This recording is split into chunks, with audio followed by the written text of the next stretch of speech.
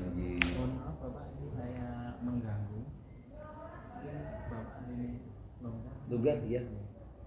Begini Pak, saya kan di sini minta waktunya Bapak, yaitu saya dapat tugas dari CGP Taman Guru Penggerak, yaitu tentang demonstrasi kontekstual modul 3.1 tentang pengambilan kebijakan yang pernah Bapak terapkan atau pernah Bapak putuskan, dan di situ ada dilema antara dua atau mungkin lebih dari suatu kejadian tersebut. Mungkin jika Bapak berkenan bisa menceritakan kepada saya tentang pengambilan keputusan tersebut. Ya. Jadi memang yang namanya sekolah itu kan kelompok sosial yang anggaplah sebuah organisasi yang dalamnya banyak guru, karyawan, bahkan murid. Kalau di tempat kita muridnya sudah 21 kali 32 anak, ditambah guru dan karyawan 50 lebih. Ini tentu banyak sekali permasalahan.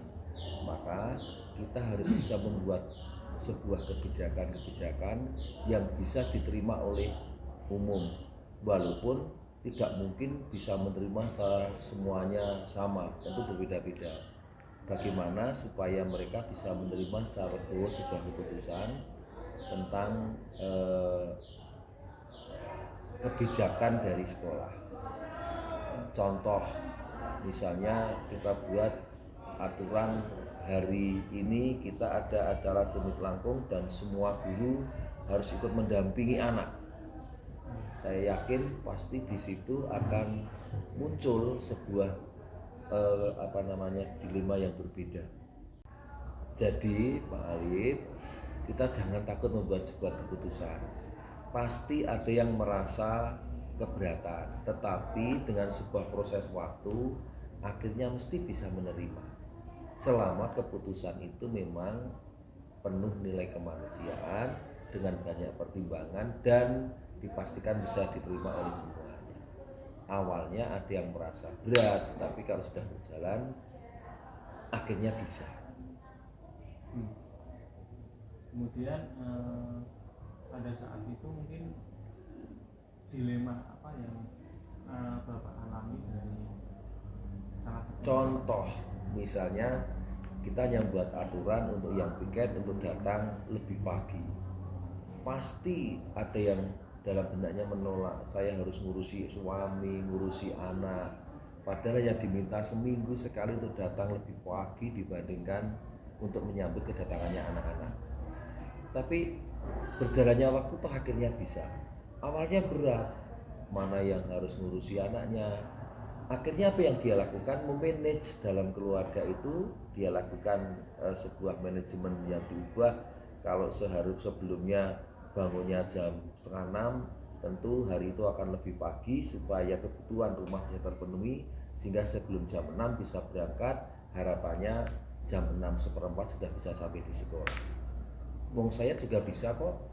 Nyatanya dulu waktu ada aturan pertama kali jadi guru ya berat, tapi sekarang saya bisa datang sebelum jam 6 dan hampir setiap pagi. Tentu yang kita ubah manajemen di rumah. Nah itu semuanya itu perlu proses. Jadi mesti ada yang merasa keberatan, tapi akhirnya ketika dia bisa memanage apa yang dia lakukan, toh akhirnya bisa. Pak, putusannya memang ini ya Pak, solid sekali. Kemudian jadi begini, dalam modul yang saya pelajari ada dua jenis dilema Pak, yaitu dilema etika dan dilema kebenaran lawan kebenaran dan rujukan moral. Kemudian yang merupakan kebenaran lawan kesalahan. Nah, kalau menurut Bapak Kepala, bagaimana Bapak dapat mengidentifikasi kasus yang muncul tersebut, mana yang berupa dilema etika dan mana yang berupa dilema rujukan? Kalau yang kebenaran dengan berhadapan dengan yang salah, jelas ya kamu salah. Tetapi yang berat itu ketika keduanya merasa benar. Tentu ini akan kita carikan dasar-dasarnya, dasar nilai, dasar moral, dasar kebijakan dan lain-lain yang nanti bisa menyelesaikan itu. Jadi kalau sudah aku yang paling benar itu, ya itu yang harus kita carikan. Yang ketiga, tentu kita akan meminta pendapat umum. Bagaimana umum menilai? Kalau dia merasa benar, kemudian dia rasa benar, padahal pada dua keputusan yang berbeda, kok ada pihak ketiga, pihak keempat, pihak kelima yang bisa kita mintai pertimbangan, yang nanti akan menilai mana yang paling benar.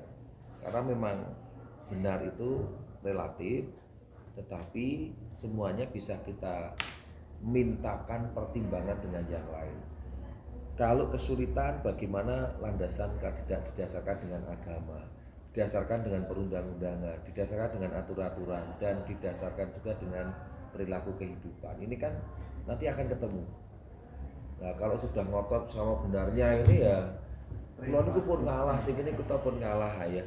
Sudah, kalau sudah seperti itu, tolong jangan diambil keputusan hari itu. Kita beri waktu untuk berpikir kembali, introspeksi. Besok masih ada waktu untuk menyelesaikan kalau tidak mendesak. Karena kalau kita selesaikan hari ini, mesti ada yang merasa saya berpihak. Nah, oleh karena itu berkesempatan untuk merenung kembali. Besok kembali ke sini lagi. Alhamdulillah, kadang ketika kembali ke sini justru mereka keduanya merasa bersalah. Enggak Pak, saya yang salah. Enggak Pak, saya yang salah. Itu mungkin terjadi. Kalau masih berbuat benar lagi, kita tunda lagi. Kalau begitu terus ya itu kita hubungkan, kita mintakan pertimbangan-pertimbangan yang lain. Yang lain juga punya penilaian-penilaian. Terus Budi, kalau yang lain pun menilai begitu, ya mudah-mudahan ada yang mau mengalah. Syukur kedua-duanya mau mengalah. Tapi kalau dengan hati, kita berpikir dengan hati, dengan rasa, dengan lewis tuwar, boleh opo itu ya, saya yakin semuanya bisa mengalah. Kalau sudah mengalah, penak le ya. Jadi solusi ini. Iya. Justru penyelesaian itu malah datang dari dirinya masing-masing. Ini pada saat itu masih apa? Emosi gitu. rumongso bener, diberi waktu monggo. Kalau orang Islam, betul-betul orang Islam, silahkan berserah diri kepada Allah, silahkan untuk menentukan sholat istikharah, saya benar apa salah. Saya yakin nanti mesti ketika dikembalikan kepada Allah, kembalikan kepada agama itu, mereka akan merasa ngopo toh, boleh opo toh gitu kan. Karena satu hal Pak Alif sudah saya sampaikan berapa kali, yang namanya konflik itu kalau sudah tersakiti, sekalipun sudah memberi maaf, meminta maaf, kalau disuruh pulih seperti semula tidak mungkin bisa. Itu yang perlu kita sadarkan pada setiap orang. Hindari konflik, karena setelah terjadi konflik, walaupun sudah saling memberikan maaf, tidak bisa kalau seharmonis dulu. Tidak bisa lupa. Nanti akhirnya juga tetap dalam hati ya. Maka yang paling utama, ayo saling merasa mengalah. Tidak mesti mengalah itu orang yang salah, tapi mengalah itu sumedi karena Gusti Allah.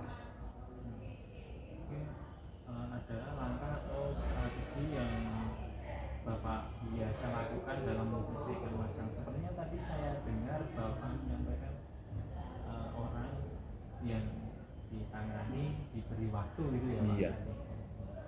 Ya, kalau saya ya, kalau memang panas ya jangan diputuskan hari itu. Karena apapun keputusan saya, kalau masih diterima dengan emosi, diterima dengan panas, maka yang terjadi adalah dianggap berpihak. Yang kita lakukan adalah diberi waktu untuk berpikir kembali sampai akhirnya dia merasa bersalah. Begitu, artinya semua merasa bersalah, terus yang muncul salaman, minta maaf, sampai timbangan dari sodro-sodroan, yang jadi adalah tatu di dalam batin itu. Maka tidak bisa seharmonis dulu, tidak bisa seakrab dulu. Kemudian menurut Bapak tantangan dalam pengambilan keputusan pada kasus-kasus di lema etika yang pernah Bapak ya lakukan? Jadi setiap keputusan itu mesti mendatangkan resiko Pak Salim, mesti mendatangkan resiko, punya resiko, punya dampak, punya di belakang mesti ada ekornya. Oleh karena itu sebelum mengambil keputusan kita harus secara bijaksana dulu, jangan kemurungsung lah. Artinya apalagi yang bersangkutan emosi, kepala sekolah memutuskan dengan emosi, kita harus dingin dulu. Kepala sekolah dingin, guru yang bermasalah dingin. Kalau sudah dingin itu enak cara memberikan. Nah, tantangannya adalah memang sebuah keputusan itu mesti ada yang merasa ya dalam dirugikan. Ya. Contoh tadi saya sampaikan, dibuat aturan piket untuk 5S pagi padahal seminggu sekali. Ketika dibuat keputusan itu, wah lah saya itu pagi harus ngurusi ini, harus ini. Toh dia juga yang lain bisa. Maka yang dia ubah adalah manajemen dalam keluarga itu. Kalau tahu Senin saya piket, maka saya akan bangun lebih pagi, akan menyelesaikan pekerjaan rumah lebih pagi, sehingga kalau biasanya jam setengah 6 saya baru mulai melaksanakan aktivitas, bisa diajukan jam 5, sehingga yang selesai jam setengah 7 misalnya, jam 6 bisa terselesaikan, bisa berangkat dan semuanya bisa terselesaikan. Itu memang, tapi insya Allah nanti dampak itu akan hilang secara rasa ketika sudah terlaksana dengan baik. Oh, nyatanya bisa. Alhamdulillah bisa Pak, terima kasih Pak. Gitu. Bahkan mungkin kalau biasanya seminggu sekali karena tugas itu dia bangun lebih pagi, mengerjakan pekerjaan lebih pagi. Kalau jadi biasa, maka hari-hari pun menjadi lebih pagi. Wong nyatanya saya tidak berarti hanya untuk motivasi. Saya juga bisa kok berangkat rutin setiap setengah 6 dari rumah, jam 6 kurang sampai sekolah. Nyatanya bisa. Dan banyak sekali dulu kepala sekolah sebelum saya juga putri-putri selalu datang sebelum jam 6, berarti dia bisa. Kalau dia bisa, kenapa yang lain tidak bisa? Hanya kebiasaan yang akan membuat dia menjadi bisa. Risikonya memang besar, tapi berjalannya waktu risiko itu akan hilang ketika semua sudah menyadari bahwa ini adalah tugas dinas yang karena kita sudah mempertaruhkan kehidupan kita, gaji kita untuk kehidupan kita, dari itu kenapa tidak kita carikan yang terbaik supaya semuanya berkah. Luar biasa Pak ini. Mungkin saya belum pernah mengalami. Ya nanti proses artinya mesti, saya pun juga ketika dihadapan ada masalah ya harus mencari celah-celah bagaimana supaya bisa terselesaikan. Dan belajar dari di Turi juga banyak masalah, datang pertama kali ada seperti mungkin atau di sekolah lain seperti ada 3 kelompok yang tidak bisa dipersatukan, tapi akhirnya lama kelamaan juga bisa. Ketika di Satu Sleman pun ada beberapa gap di sana, ada yang kelompok di sana, kelompok di sana, tapi akhirnya sekarang juga semua berjalan dengan baik, dengan normal, dengan wajar. Tidak ada lagi kelompok A, kelompok B, kelompok C. Yang ada adalah kelompok SMP Satu Sleman yang bersama-sama berjuang untuk mengawal anak-anak terbaik bangsa menjadi orang-orang hebat, dan itu berkahnya pada kita semuanya. Ibaratnya kita membimbing anak-anak orang lain, mesti anak-anak kita dibimbing seperti cinta kita kepada dia. Prinsipnya seperti itu. Mungkin ada beberapa faktor yang mungkin membantu Bapak dalam mempermudah menyelesaikan masalah. Iya, kalau saya ya yang jelas untuk mempermudah, yang pertama tentu ya tidak diselesaikan secara emosi, tapi yang utama saya kan juga punya konsultan, saya juga punya atasan, saya juga punya orang lain yang bisa kita mintai pertimbangan. Jangan terlalu terpaku dengan pribadi. Saya biasa minta pertimbangan Pak Alim, bisa pertimbangan Pak Latif. Bahkan saya tidak melihat bahwa dia jauh lebih muda dari saya, tapi mungkin di satu hal dia bisa menyelesaikan. Maka yang paling utama dari musyawarah, demokrasi, jangan sampai menganggap bahwa orang lain itu di bawah kita. Ada beberapa yang justru dia punya kelebihan di bidang ini, walaupun di bidang ini kurang. Si yang lain punya di kelebihan ini, kurang di sini. Nah, kita berdayakan mereka. Saya pun juga berpikir mungkin ketika nanti bakal kurikulumnya pindah, saya tidak harus mengambil yang senior. Mereka junior, tapi ternyata dia mampu. Nah, itu yang mampu itulah yang kita gunakan sebagai narasumber untuk ikut menyelesaikan konflik. Kalau sudah orang yang lebih rendah saja diminta pertimbangan, bagaimana tidak selesai? Insya Allah selesai. Jadi tetap selalu ada kuncinya musyawarah, kuncinya demokratis, Tidak ada ini Mas Arif, dari dalam sebuah manajemen itu mungkin orang lain berbeda dengan saya. Saya prinsip sepositif apapun jangan pernah ada kompetisi dalam sebuah organisasi. Bukan kamu saya, tetapi kita. Solidaritas, bekerja sama adalah kunci keberhasilan. Selama masih ada kompetisi sepositif apapun, kemenanganmu adalah kekalahanku, tangismu adalah tawaku. Tetapi bagaimana supaya bisa membuat organisasi, mari kita tersenyum bersama untuk bisa menyelesaikan permasalahan bersama tanpa ada yang dibeda-bedakan. Jangan hanya melihat karena dia muda, dia berpendidikan rendah, karena dia punya kelebihan di bidang yang lain. Soal juga. Kemudian yang terakhir Pak, ini adalah pertanyaan terakhir Pak, ini dari semua hal yang telah Bapak sampaikan tadi, pelajaran apa yang dapat Bapak petik dari pengalaman Bapak dalam mengambil keputusan yang menimbulkan dilema? Ya. Saya yang paling utama kuncinya musyawarah, demokrasi, bekerja sama, solidaritas. Asal sudah berpegang pada itu, bagaimana supaya tidak ada orang yang merasa dikalahkan atau dimenangkan, tapi semuanya bisa menang. Jangan melihat orang karena mungkin pendidikannya, umurnya, tapi lihatlah kemampuannya.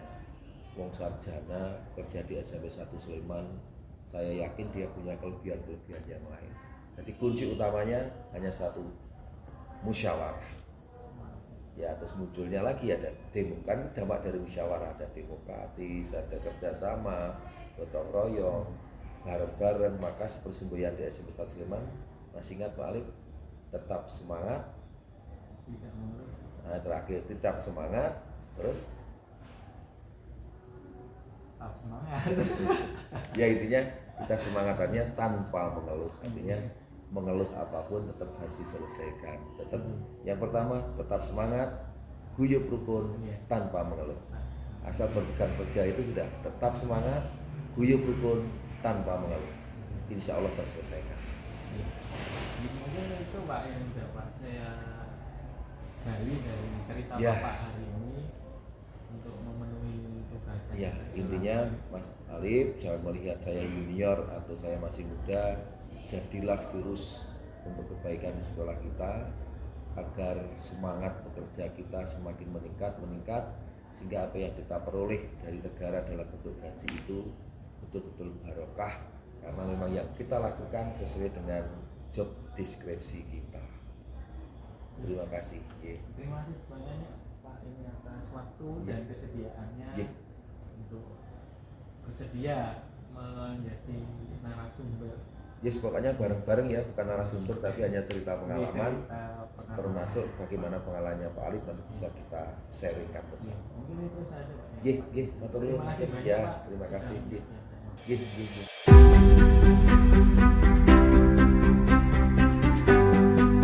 Assalamualaikum Bapak. Waalaikumsalam. Mohon maaf Pak, ini saya mengganggu waktu Bapak untuk melakukan wawancara terkait dengan tugas saya sebagai guru penggerak, yaitu untuk melengkapi tugas demonstrasi kontekstual modul 3.1, yaitu tentang praktik pengambilan kebijakan yang pernah Bapak lakukan.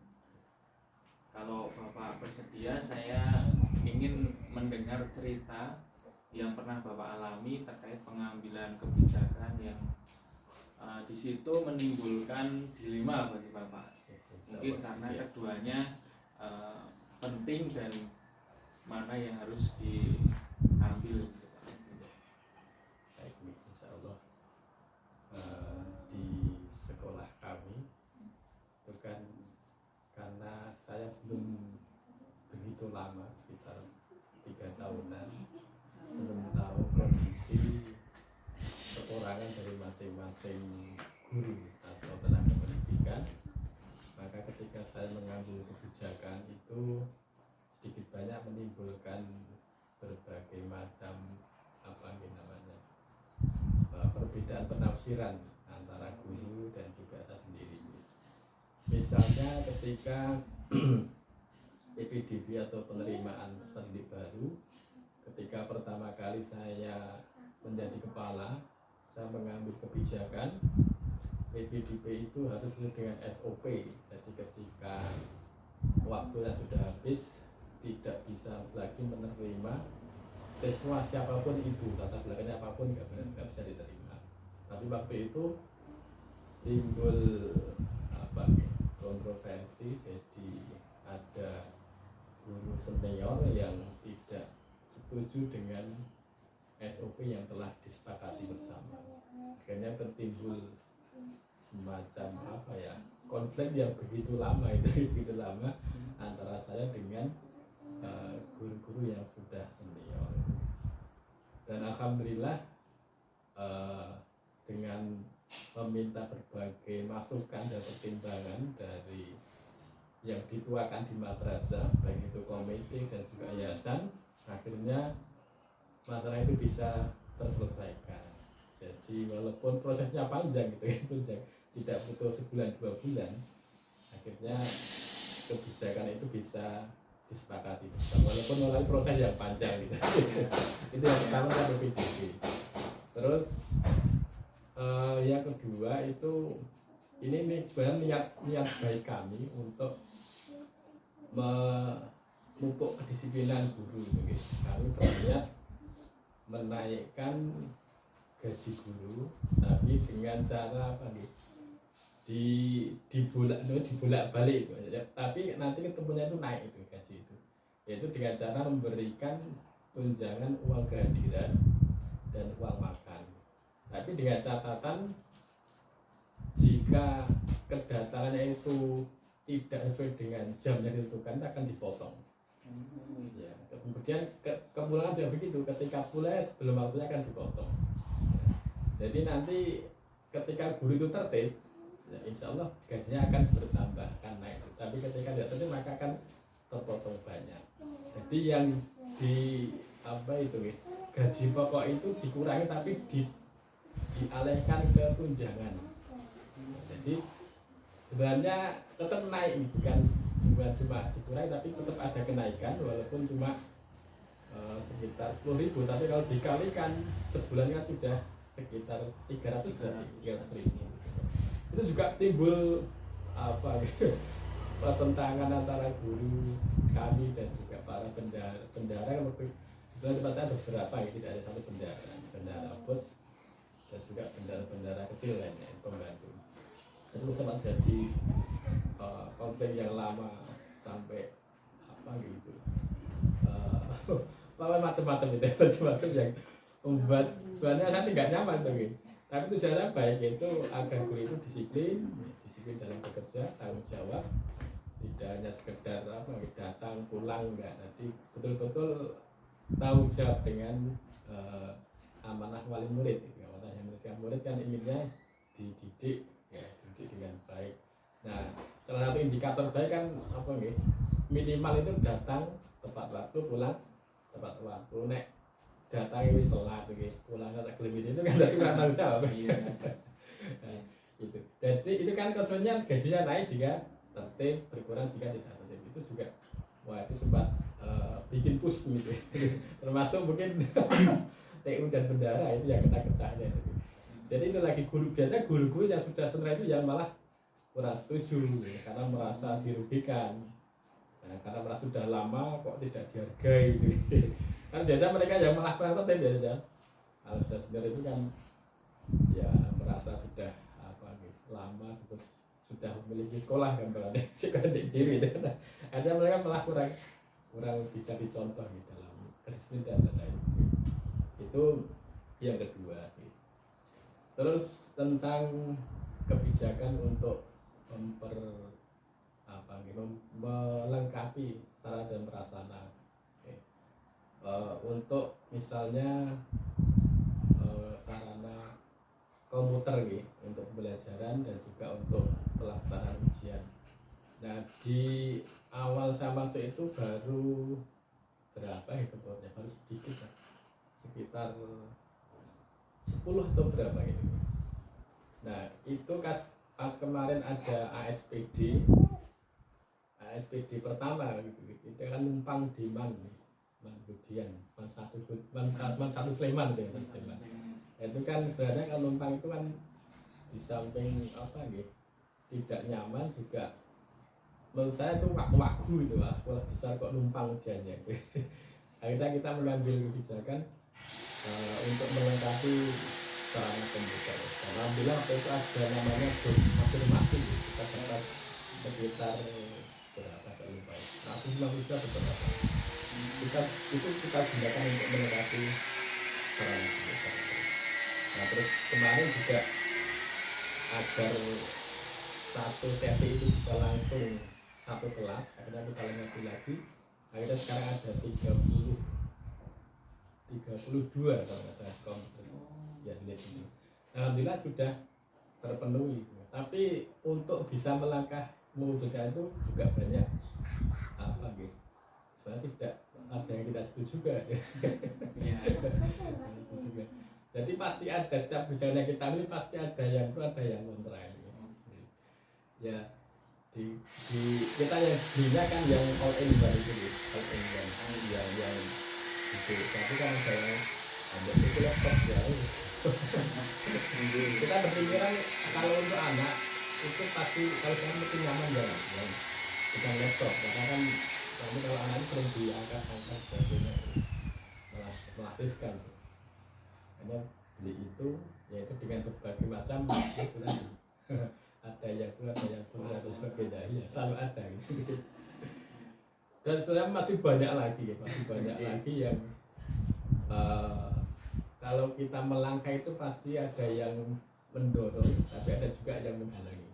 Ya menghalangi, ya menghalangi kita itu apa gitu? Mungkin apa gitu, tidak sesuai dengan keinginan pribadinya. Padahal kan kalau kita melangkah, kita buat kebijakan itu kan kita susun draft dulu, terus kita sampaikan ke Bapak Ibu guru kalau kurang-kurangnya apa, kalau perlu kalau apa itu kelebihan apa kita pegang bersama. Tapi biasanya ada beberapa guru yang tidak ikut ketika membuat program atau membuat kebijakan-kebijakan yang apa yang nanti kita gunakan bersama. Jadi seperti itu. Jadi maka ketika kita menjalankan program atau kebijakan itu tidak ada kesepakatan bersama. Karena pasti ada ketika membuat program itu ada yang tidak hadir. Entah itu sengaja tidak hadir atau mungkin ada halangan yang tidak bisa dijalankan. Tapi ujung-ujungnya itu ketika dijalankan pasti ada yang tidak setuju gitu.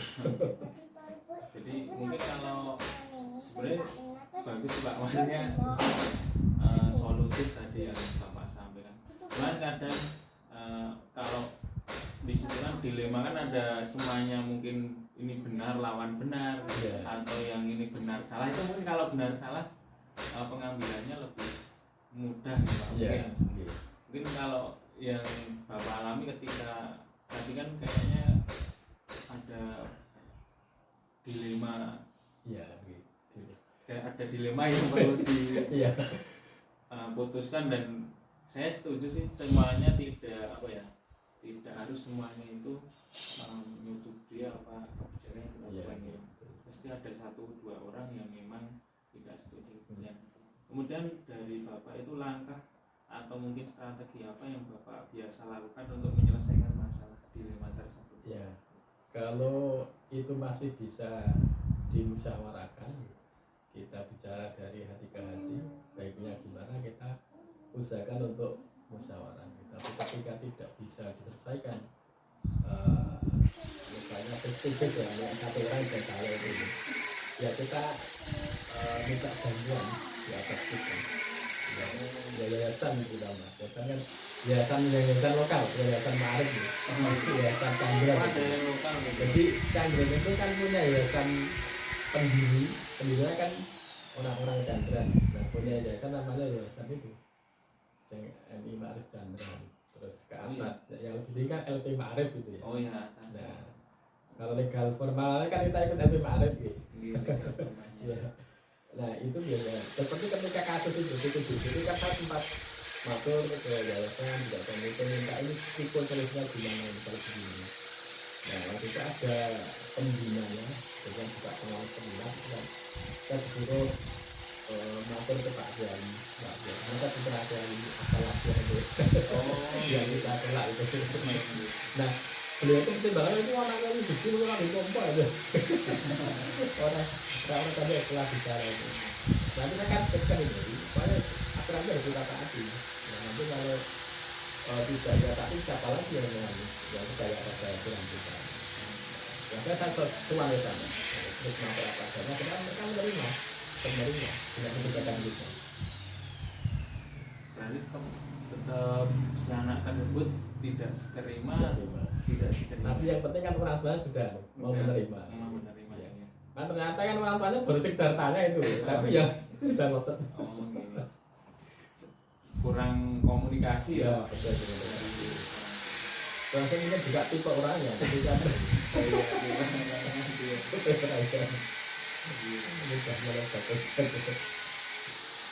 Kemudian menurut Bapak itu tantangan dalam pengambilan keputusan itu ada nggak Pak? Tantangannya gitu. Tantangannya sebenarnya kalau pengambilan kan selalu kompromi dulu. Sebenarnya nggak ada tantangan kan setiap kebijakan saya buat draft dulu, nah terus saya sampaikan. Jadi tidak serta-merta saya buat ini tidak. Jadi kita susun bersama, ya kelompok kecil lah, tim inti gitu ya, yang buat draft. Kita sampaikan ke semua guru, karyawan dan juga pemerintah kemudian. Nah, minta masukannya gimana seperti ini. Nah sebenarnya kalau seperti itu kan sudah disepakati semua. Iya, harusnya. Iya. Karena udah semuanya tahu gitu. Bukan keputusan saya, ini keputusan bersama itu. Ya itu namanya orang itu. Jadi kalau untuk saya sebenarnya nggak ada tantangan itu kan sudah kesepakatan bersama, bukan keputusan pribadi tapi keputusan bersama. Yang penting udah disepakati bersama, nanti jalannya sesuai SOP gitu. Iya. Okay. Kemudian misalnya Bapak ada permasalahan seperti dilema tadi, biasanya untuk menyelesaikannya itu bawa jadwal atau ketika itu Bapak selesaikan gitu, atau seperti apa mungkin yang pernah Bapak alami? Ya tergantung besar kecilnya permasalahannya. Kalau misalnya saya di pihak saya kan sebenarnya saya nggak ada salah ya. Yeah. Ya saya diamkan dulu, saya diamkan beberapa saat itu. Nanti ketika sudah betul-betul menimbulkan ketidaknyamanan, ya itu baru saya dekati. Tapi ketika masih istilahnya masih bisa berjalan normal di sekolah dengan pembelajaran dan sebagainya, tidak mengganggu, kita diamkan. Tapi lama-lama hilang sendiri. Hilangnya sendiri. Iya. Berarti ada yang perlu proses gitu ya. Iya. Ada juga yang tergantung permasalahan. Permasalahan gitu. Kemudian tuh gini Pak, untuk adakah seseorang atau faktor-faktor mungkin yang selama ini dapat mempermudah Bapak dalam menyelesaikan masalah tersebut?